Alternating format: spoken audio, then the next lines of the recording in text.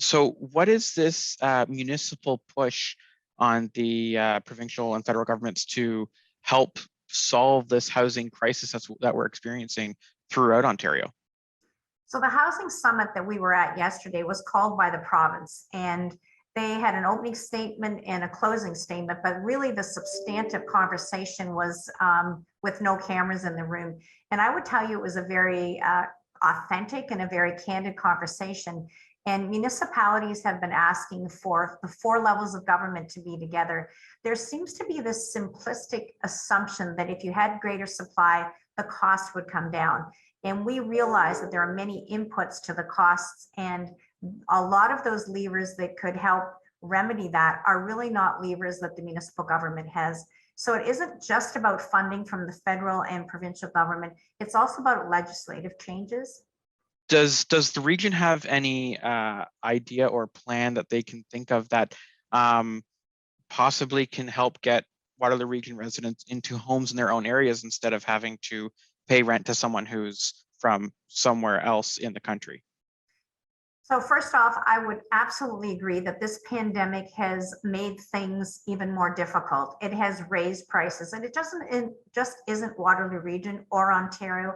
We see it right across the country. And absentee landlord ownership is really an issue, and that is something that area municipalities may want to. I know they're talking about vacant taxes, so that might be one way. And there's also an eye on Airbnb and how we sort of police that and actually look for funds coming back, because hotels and motels pay tax. They pay an accommodation tax. So Airbnb should do that as well.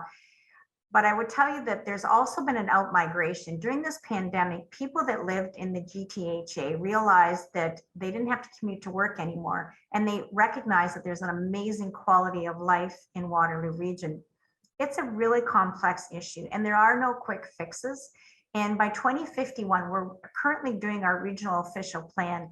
And by 2051, we will have increased the projection by our population by 54%.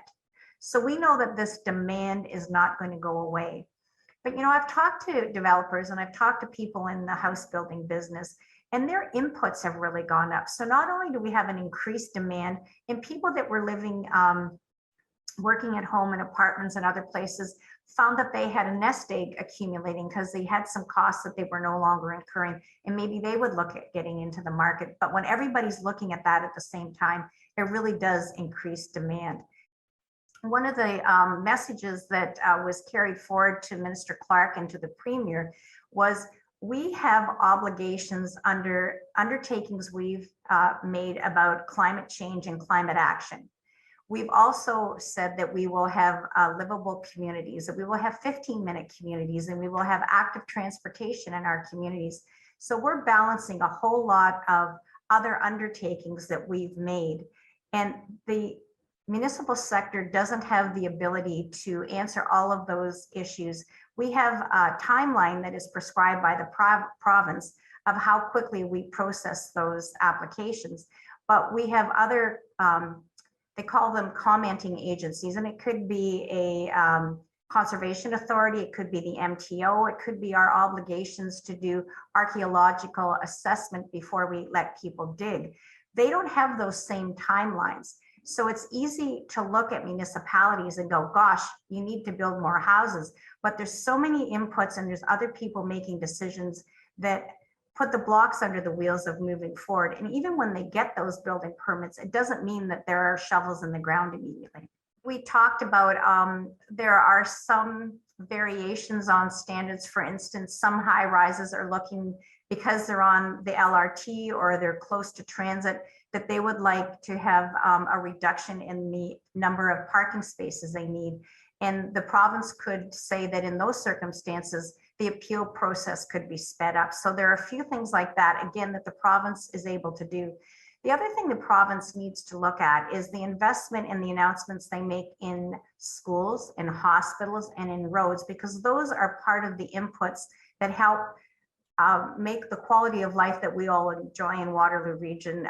It brings that community feeling. We want families to come in. We're very lucky that we have two amazing universities and a great community college. and they attract bright young people that love the quality of life and decide that they want to stay in Waterloo region. One of the things that is a huge undertaking right now is we are reviewing our regional official plan. And it's done at the regional level, but it's done in consultation with the 7 area municipalities. And it really, for a very long time, has looked at managed growth. And I think most people in Waterloo region recognize how significant the countryside line has been, and how by investing in light rail transit, what we've done is intensify building along that rail corridor in Kitchener-Waterloo, and why it's very important that we continue to petition senior levels of government for phase 2 of the ION into Cambridge, because we know that there will be similar intensification along those routes